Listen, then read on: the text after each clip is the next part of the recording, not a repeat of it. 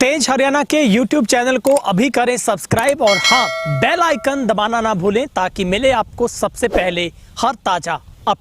नमस्कार, तेज हरियाणा से गुरविंदर पन्नू। आज हम एक ऐसे शख्स की बात करेंगे जो डबवाली में हमेशा चर्चा का विषय रहता है, सुर्खियों में रहता है और समाज सेवा में भी अक्सर वो अग्रसर रहता है। राजनीतिक गलियारों से लेकर सामाजिक तौर पर तमाम संस्थाओं में इस चर्चे की, इस चुनाव में इस शख्स की खूब चर्चा रही है। ये नाम है डबवाली से समाज सेवी के तौर पर विख्यात हुए राजेश जैन भाई काला का। हम उन्हीं से जानते हैं क्योंकि इस बार वो पूरे शहर की ये उम्मीद थी, मजबूत दावेदारी के तौर पर वो देखे जा रहे थे, लेकिन वो चुनाव मैदान में नहीं उतरे। जैन भाई, सबसे पहले तो आपका तेज हरियाणा पर सर बहुत बहुत स्वागत है। थैंक यू गुरविंदर भाई, थैंक यू सो मच। पहला सवाल ये है कि भाई साहब, आप चर्चा में थे, उम्मीद प्लस मजबूत दावेदारी, लेकिन आप चुनावी मैदान में नहीं उतरे। उन लोगों को आप क्या जवाब देंगे जो लोग बहुत उम्मीद कर रहे थे आपसे कि आप चुनाव मैदान में आएंगे? पहली प्रतिक्रिया। बिल्कुल गुरविंदर भाई, और ठीक है, उम्मीदें थी बहुत सी शहर के लोगों को और बहुत से लोग चाहते थे कि मैं इस फील्ड में आऊं और उन्होंने उम्मीदें जताई थी। आज भी बहुत सारे लोग मिल रहे हैं और कुछ लोगों ने नाराज़गी भी जताई कि आपको यहाँ पर आना चाहिए था।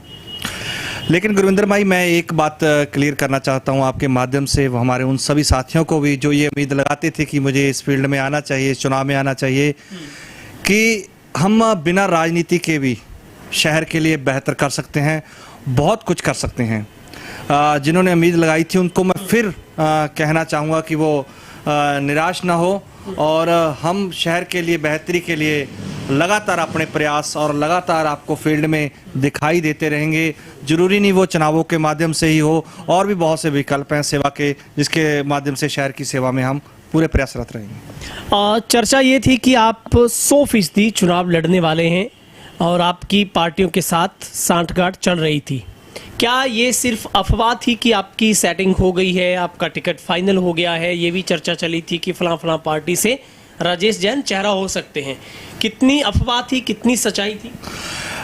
बिल्कुल गुरविंदर भाई, हमने वरिष्ठ लोगों के कहने पर और जिन लोगों ने हमारे से उम्मीद लगाई थी, तो मैंने उस उम्मीद के मुताबिक इस विकल्प पर भी विचार किया था और मैंने धरातल पर जाकर इस चीज़ को पूरा समझा कि मुझे इस पर काम करना चाहिए या नहीं करना चाहिए।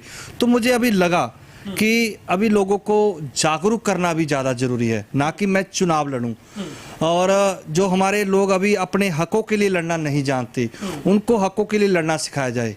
शहर के यूथ को जागरूक किया जाए कि किस प्रकार उनके हक हैं, वो काम शहर के हो सकते हैं, वो युवा भी जाने। बस मेरी एक सोच है कि मैं अभी राजनीतिक चुनावबाजी में ना जाकर इस प्लेटफॉर्म पर काम करूं कि लोगों के काम हो सकें, शहर के हितों के लिए कार्य कर सकें और लोगों में, पूरे शहर में जागरूकता ला सके, ताकि लोगों को लगे कि हाँ, हम अपने काम आसानी से करवा सकते हैं। जैन भाई, आपकी बहुत ही प्रबल दावेदारी देखी जा रही थी और ख़ास बात है जो पे चढ़ा था वो आपकी वोट को लेकर था। चर्चा चल रही थी कि आपने वोट अप्लाई कर दी है, आपका वोट ट्रांसफ़र हो गया है, अब शहर में बन गया है। इसमें कितना सच है कि आपका कोई पेच वोट को लेकर फंसा था, आपकी वोट नहीं बन पाई या वोट बन चुकी थी?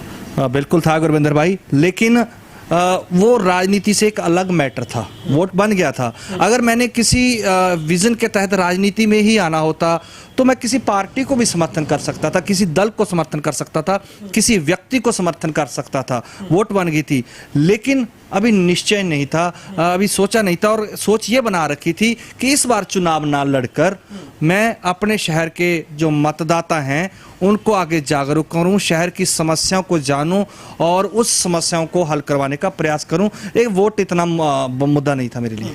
जैन भाई, आप अक्सर समाज सेवा में दिखते हैं और सबसे अग्रणी भी रहते हैं। क्या विजन अब राजेश का आगे रहने वाला है? किस विजन पर आप काम कर रहे हैं? हाँ गुरविंदर भाई, और इसलिए मैंने आपको बताया कि एक राजनीति नहीं, अभी एक सेवा का विजन हम लेके चल रहे हैं। वो सेवा का विजन यही है। तो देखो गुरविंदर भाई, अपन एक बात करें अपन नगर परिषद के बारे में। अगर आपने मुद्दा आज नगर परिषद का ही चला रखा, राजनीति का चला रखा है, तो कई चीज़ों के कारण हमारा डावाली का इतिहास रहा है कि वो नगर परिषद के काम नहीं हो सके। एक तो देखिए, सुनने में आता है कि वहाँ पर 40 करोड़ रुपया पड़ा हुआ है। वो किन कारणों से वो रुपया अटका, हमारे पार्षदों की हमारे चेयरमैन के साथ क्यों नहीं बनी? तो एक वो सामंजस्य बनाने का प्रयास किया जाएगा, उनको मोटिवेशन किया जाएगा, उनके साथ सहयोग किया जा सकेगा, नगर परिषद के साथ सहयोग किया जाएगा, मैं खुद प्रशासन के साथ सहयोग करूँगा कि वो पैसे को हम डावाली के ऊपर लगाकर अपने शहर को चमका सकें। और साथ में गुरविंदर भाई, शहर का एक दिक्कत है कि जो लोग हैं, कुछ लोग पढ़े लिखे हैं और कुछ पढ़े लिखे न होने के कारण जागरूक भी नहीं है। जैसे शहर की बस्तियां हैं, उनको हम एक कड़ी बनने का प्रयास करेंगे कि वो लोग जो काम करवाना चाहते हैं लेकिन वो उस जगह पर अप्रोच नहीं कर पाते, वहां पर पहुंच नहीं पाते, हम उनको उनके हक बताकर कि वो काम को कैसे करवा सकते हैं, एक कड़ी का काम करने का प्रयास करेंगे। लोग चाहते हैं कि हमारे साथ कोई ऐसा शख्स जुड़े, ऐसी टीम जुड़े कि हम अपनी बात वहां तक रख सके और वो काम हमारा हल करवा दे। वो डेली उसको फॉलो नहीं कर सकते।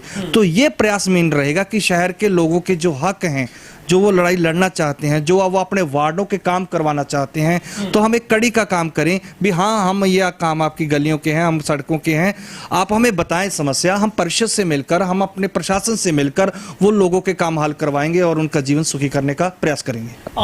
राजेश, अपनी भविष्य की राजनीति को कैसे देखते हैं? क्या क्या आकलन है भविष्य में आपकी राजनीति का?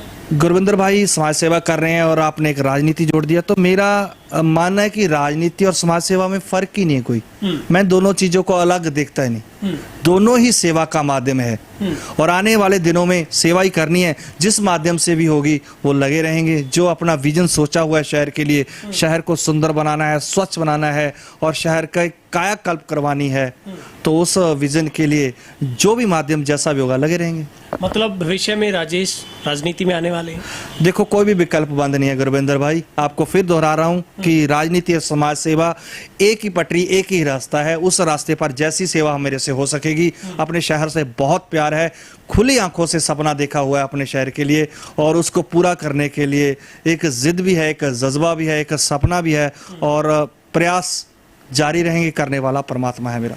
अगर आपके सामने दो प्लेटफॉर्म है, एक राजनीति का है और दूसरा समाज सेवा का है, राजेश किसको चूज करेगा? अभी समाज सेवा पर ही चल रहे हैं और मैं बता चुका हूं, दोनों ही एक रास्ते। गुरविंदर भाई, आप वही सवाल ले आए और उस रास्ते पे, दोनों रास्तों पे चलते हुए जैसी सेवा हो चुकेगी, मंडी डबवाली, बस मेरे दिमाग में यही चीज घूमती है। इस शब्द से ही प्यार है और इस शब्द को और सुंदर पिरोने के लिए जैसा काम होता, जितनी जान, जितनी शक्ति से, जिस माध्यम से हो सकेगा काम, वो करते रहेंगे। अगर आखिरी सवाल है, अगर भविष्य में आपको कोई राजनीतिक पार्टी दरवाजा खोलती है, आप लांघने की कोशिश करेंगे?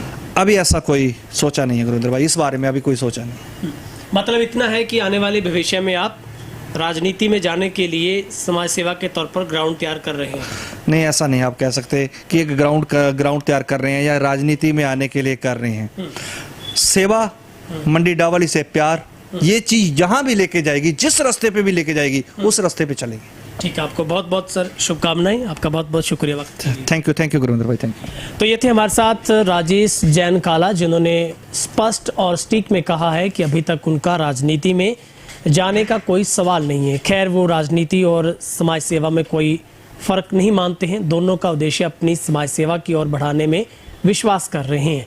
लेकिन बहुत ही अहम मुद्दा था जिसके ऊपर शहर भी जानना चाहता था कि आखिर राजेश जैन एक चर्चा का विषय, एक ऐसा चेहरा बना जिसके ऊपर अलग अलग कयास लगाए जा रहे थे। लोग अपने अपने तरीके से, अपने अपने एंगल से, हर पार्टी के लिहाज से सोचा जा रहा था कि वो बीजेपी का सबसे बड़ा चेहरा बन सकते हैं। कांग्रेस उसके लिए अप्रोच कर रही है, आम आदमी पार्टी उसके लिए अप्रोच कर रही है। लेकिन इसी कवायद में उन्होंने अपने वोट को भी यहाँ पर ट्रांसफ़र करवाने की कोशिश की थी, लेकिन वो भी काम उनका सिरे चढ़ा। लेकिन एन वक्त पर आकर उन्होंने जब रिव्यू किया तो उन्होंने राजनीति से अपने आप को दूर किया और अभी तक उसको अंडर रिव्यू में रखा है।